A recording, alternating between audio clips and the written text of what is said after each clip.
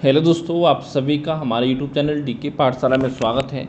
दोस्तों, जैसा कि आपने थंबनेल देख ही लिया होगा, आज वीडियो हम बात करने वाले हैं जो आपका पेपर होने जा रहा है यूपीपीएससी आरओ का 22 दिसंबर को।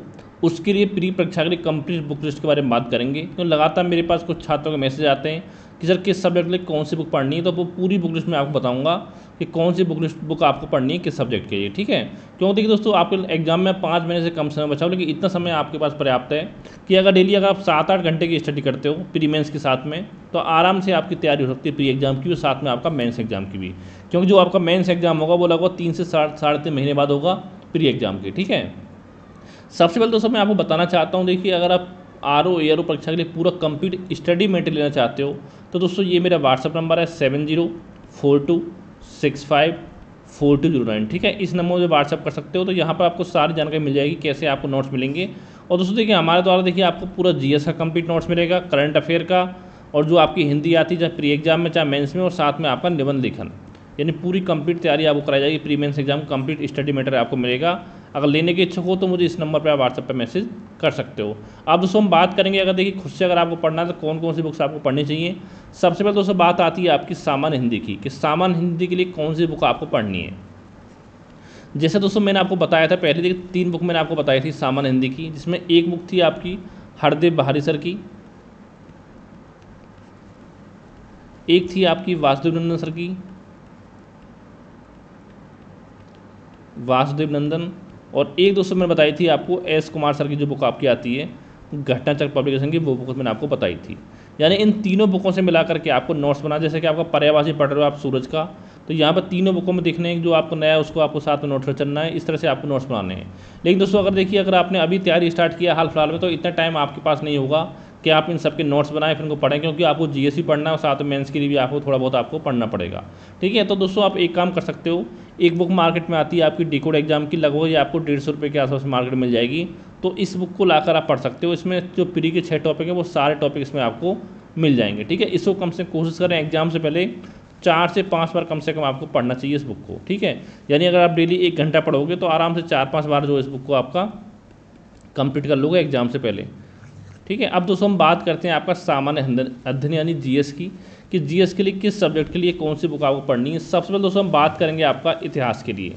तो दोस्तों यहाँ पता होगा, देखिए आपका प्राचीन इतिहास आपका आता है, मध्यकालीन इतिहास आपका आता है, और एक दोस्तों आपका आता है आधुनिक इतिहास, और एक आपका आता है कला एवं संस्कृति।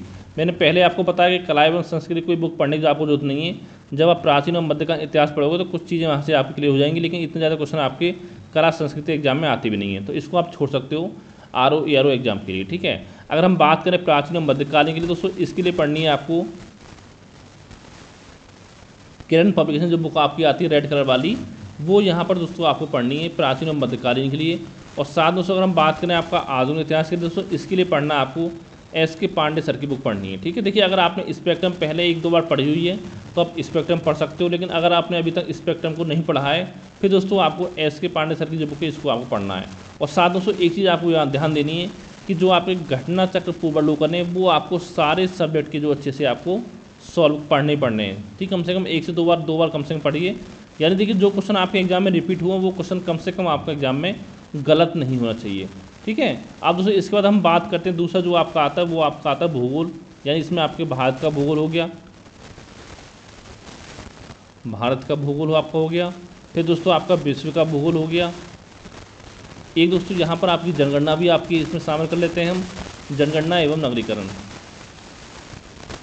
जनगणना एवं नगरीकरण। और साथ में एक दोस्तों यहाँ पर आपका हो गया पर्यावरण। ठीक है, अगर दोस्तों हम बात करें भारत एवं विश्व की भूगोल, दोस्तों इसके लिए देखिए या तो पढ़िए परीक्षावाणी। अगर देखिए आप परीक्षावाणी पढ़ोगे तो भारत के भूगोल की आपको अलग परीक्षावाणी लेनी पड़ेगी और विश्व के भूगोल की आपको अलग से परीक्षावाणी लेनी पड़ेगी। लेकिन दोस्तों अगर देखिए आप दोनों को मतलब एक में पढ़ना चाहते हो दोस्तों, फिर एक बुक आपकी आती है महेश वर्मा सर की आती है, इस बुक को आप पढ़ सकते हो। ठीक है, यानी दोनों में से एक पढ़नी, दोनों आपको नहीं पढ़नी है। जनगणना नगरी की बात करें तो इसके लिए पढ़ना आपको परीक्षावाणी, बहुत मोटी बुक नहीं, पतली सी बुक है आपकी। लेकिन इसमें देखिए एक तो पढ़नी है आपको भारत की जनगणना, एक पढ़नी है आपको यूपी जनगणना, और जो स्टेट दे रखी है जैसे उत्तराखंड की, मध्य प्रदेश, राजस्थान, बिहार, इनकी जनगणना आपको नहीं पढ़नी है। और पर्यावरण पढ़नी है आपको परीक्षावाणी से ही पर्यावरण पढ़नी है। और पर्यावरण में सारे टॉपिक नहीं पढ़ने, कुछ सेलेक्टेड टॉपिक पढ़ने, कौन से पढ़ने इसमें दोस्तों मैं अलग से वीडियो बना दूंगा। उसमें आपको बता दूंगा सब्जेक्ट वाइज कौन से टॉपिक आपके इंपॉर्टेंट हैं, ठीक है। और यहाँ पर एक काम करना है आपको भारत विश्व के भूगोल के लिए, आपको लेना है एटलस एक, ठीक है।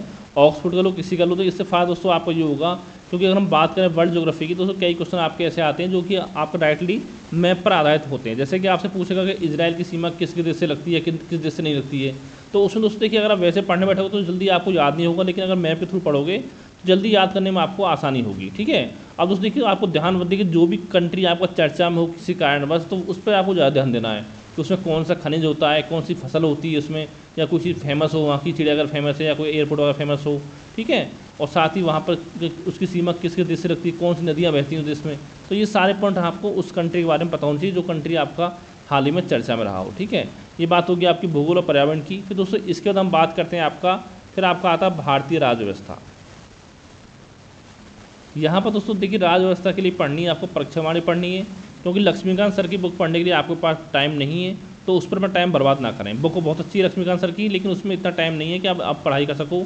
अगर दोस्तों खुद ही इसको पढ़ने बैठे हो तो कम से कम आपको 1.5 महीने का समय चाहिए, 40-45 दिन का, अगर खुद से आपको पढ़ना है तो इतना समय आपके पास नहीं, क्योंकि और भी सब्जेक्ट आपको पढ़नी होंगी, ठीक है। फिर हम बात करें आपका भारतीय अर्थव्यवस्था की, तो देखिए इसके लिए कौन सी बुक पढ़नी है आपको, भारतीय अर्थव्यवस्था।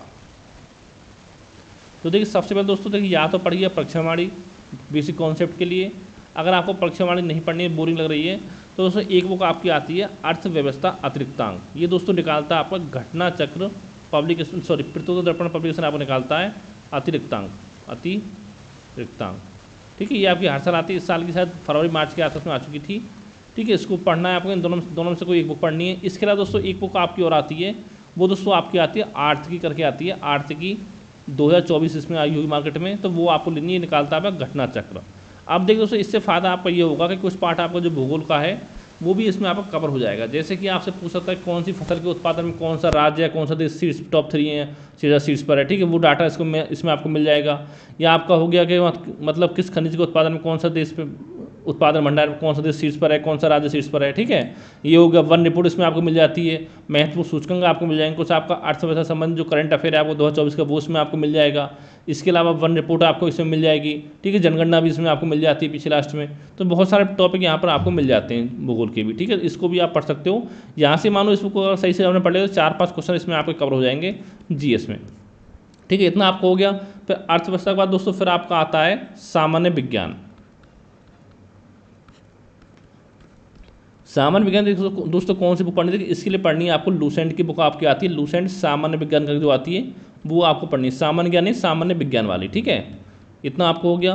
फिर दोस्तों एक बुक यहाँ पर जो आपकी आती है, अब बात आती है आपकी स्टैटिक जीके वाला पार्ट कहाँ से पढ़ें। तो दोस्तों जो आपका स्टैटिक जीके वाला पार्ट आता है वो आपका लूसेंट जो बुक दे रखी होती है आपकी जीके वाली, उसमें जो लास्ट में आप दे रखा है विविध, तो वहाँ से आपका कवर हो जाएगा स्टैटिक जीके, उससे आप पढ़ सकते हो, ठीक है। अब इसके बाद हम बात करेंगे आपका यूपी जीके के बारे में कि यूपी जीके दोस्तों देखिए या तो पढ़िए अब घटना चक्र जो आपका आता है इसके लिए, उत्तर प्रदेश तथ्यसार, और या पढ़िए परीक्षावाणी, दोनों से एक पढ़नी, दोनों आपको इसके लिए नहीं पढ़नी है। यूपी जीके आपको हो गया। फिर दोस्तों बात आती है आपकी मैथ और रीजनिंग की, कि मैथ के लिए क्या पढ़ें और साथ में जो आपको रीजनिंग है उसके लिए हम इस यहाँ पर क्या पढ़ें। देखिए दोस्तों मैथ के लिए मैंने बताया आपको कि हमारे चैनल पर 80 वीडियो कराए हुए ऑलरेडी, मैथ के लगभग 2 साल पहले कराए थे। या तो आप उन वीडियो को देख सकते हो, अगर उनको नहीं देखना चाहते हो तो एक बुक आपकी आती है SD यादव सर की, तो इस बुक को भी आप पढ़ सकते हो, यहाँ से आप प्रैक्टिस कर सकते हो। ये नहीं पढ़नी है आपको तो आर्यंत जो भी आपकी इच्छा हो किसी बुक से आप प्रैक्टिस कर सकते हो। और साथ में एक चीज़ ध्यान देनी है आपको, मैथ रीजनिंग दोनों में जो आपका PYQ वो आपको सॉल्व करने, जो पिछले सालों में पेपर में क्वेश्चन पूछे गए मैथ रीजनिंग के, तो यहाँ से आपको बहुत फायदा होगा। और बात करें यहाँ पर रीजनिंग की, तो यहाँ से दोस्तों देखिए या तो पढ़िए आप लूसेंट या अरिहंत या कोई और बुक हो उसको भी आप पढ़ सकते हो, क्योंकि यहाँ से भी आपके बेसिक क्वेश्चन पूछे जाते हैं।